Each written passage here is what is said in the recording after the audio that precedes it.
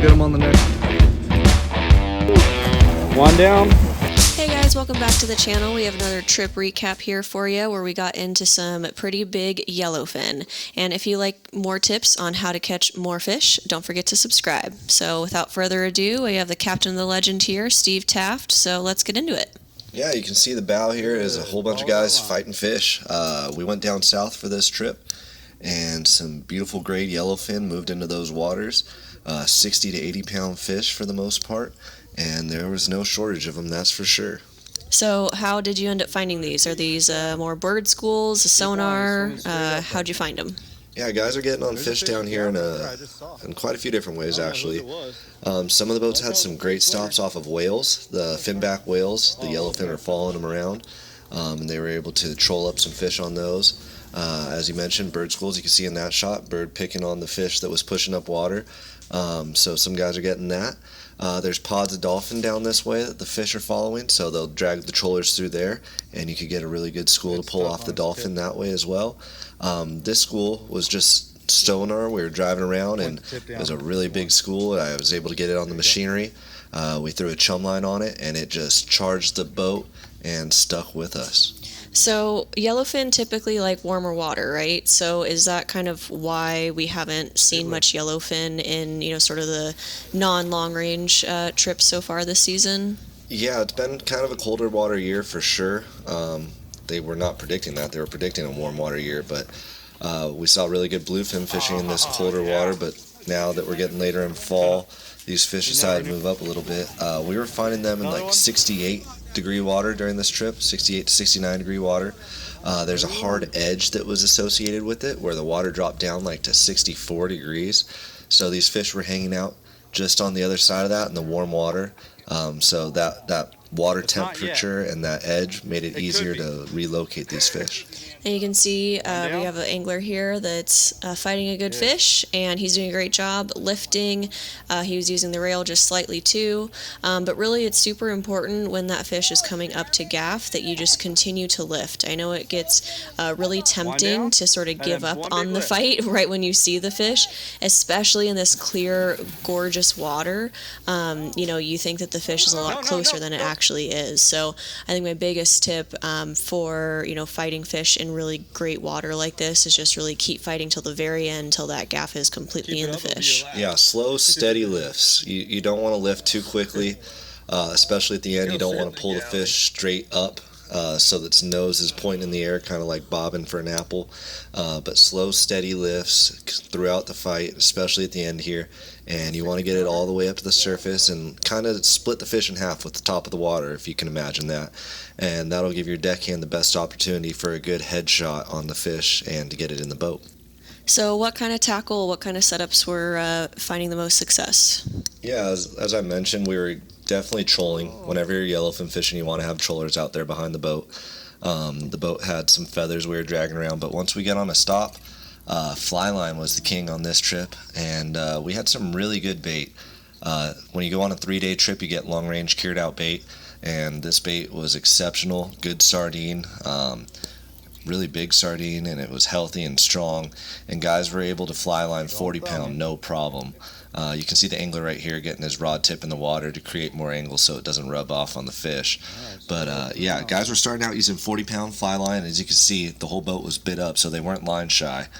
So they started going up, and some guys were even fly lining 60 and 80 pound test, having no problem catching these fish on heavier line, and having less casualties, less loss of fish when they hooked them on that heavier line.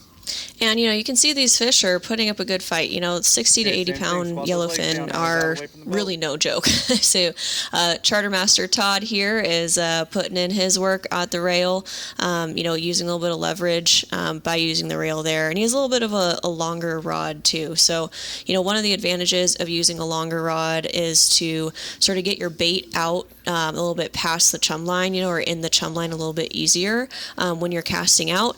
But, when you are fighting bigger fish, it does put a little bit more strain on the angler. So using the rail, using more efficient fighting techniques, like he's really doing a great job using his whole body, using his legs to, kind of lift the rod up as well. Just doing a great job fighting this fish here.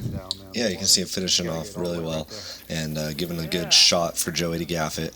But another advantage to the longer rod is it's easier to get the tip in the water if the fish goes under the boat, like we saw a couple fish ago, so that the line doesn't rub on the boat. It's just easier to get that angle down. And you can see he did have a few lines on him, but he was able to just keep fighting that fish. Everybody that was around him just went into free spool, and priority number one in that scenario is landing that fish. So everybody did a good job. I think especially with crazy bites like this, right, when it's pretty consistent fish all day, deckhands are constantly working with people, gaffing fish, running around, helping untangle, whatever it may be.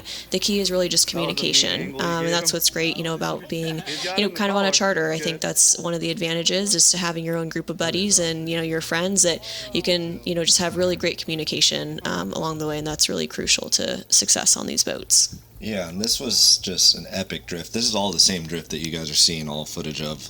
We had basically 7 hours of continuous fishing on this school. It's just stuck with us the whole time, and we had fish going the entire time. Everybody caught at least a couple fish. It's not always like that, obviously, but when it is, it's really great. And it even got to the point where some guys didn't even want to take a fish anymore. Like some guys had caught a whole bunch and they were trying to hand off to people that hadn't caught as many, and everybody was just tired and done from fighting these big fish, because they do fight. They're not just going to give it to you, that's for sure. These yellowfin are very, very tough fish. You can see another nice fish there getting gaffed and coming up over the rail. Heading up to the bow, man, multiple hookups. Just what a fun day. I mean, there's nothing better. Yeah, pretty much the whole boat's got one going there. You can see Alex in the middle trying to tell people their lines, which way it is. You're over him, you're under him. Or you might be telling them, come together, guys, put your tips together so we can see where the line is. And if you didn't have a fish on, wind in your slack, sort of like that. Coming down the side of the boat, you can see the most nonchalant fish fighting technique I've ever seen in my career. He seems happy, I think. Yeah, these guys, I mean, it was a lot of fun. This group was a lot of fun, having a good time with each other, joking around, and it's easy to do when you have fish constantly on, that's for sure.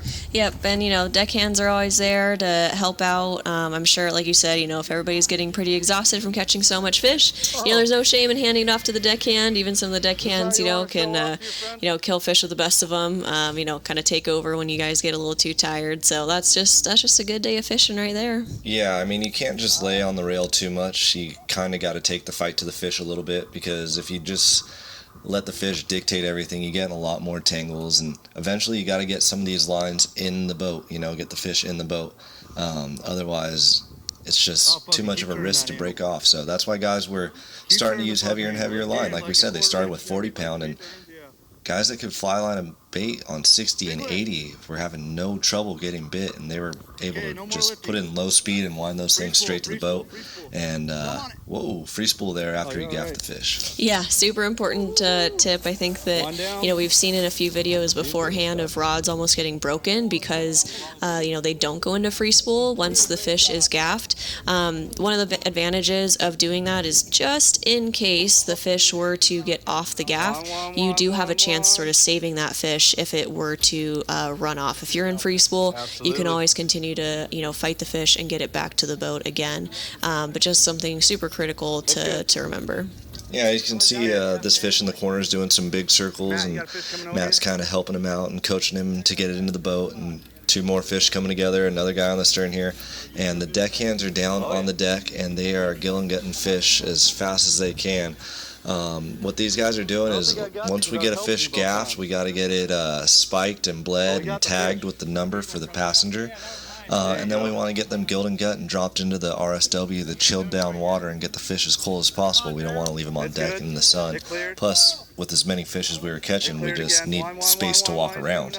Yeah, something that's super important during these big, long endurance bites is making sure that, your fish is tagged. The guys do the best that they can, but when you have, 25 guys all catching fish all at once, sometimes it's just worth that peace of mind to make sure that, you see them tag your fish, with your number. Because again, if you have, 5 to 10 guys coming back at once and telling them different numbers and, having fish just being laying on the ground, just want to make sure that, you have absolutely full peace of mind by making sure that your fish gets tagged. That's always a good thing to do. Yeah, absolutely. Always make sure that it gets tagged with the right number. Follow the deckhand back there, and make sure that the right number gets put on, because they could get confused walking down the boat if somebody else talked to them, or they could do multiple fish at a time. So always good to make sure.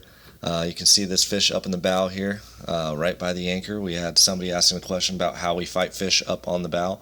Well, when you have beautiful calm weather like we had during this trip, there's no problem stepping up on that little step to fight the fish and finish them off right here.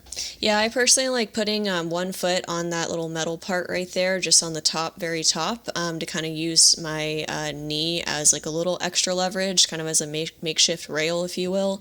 So, everybody has a different preference. Whatever works for you, make sure that, you're kind of just hanging out there.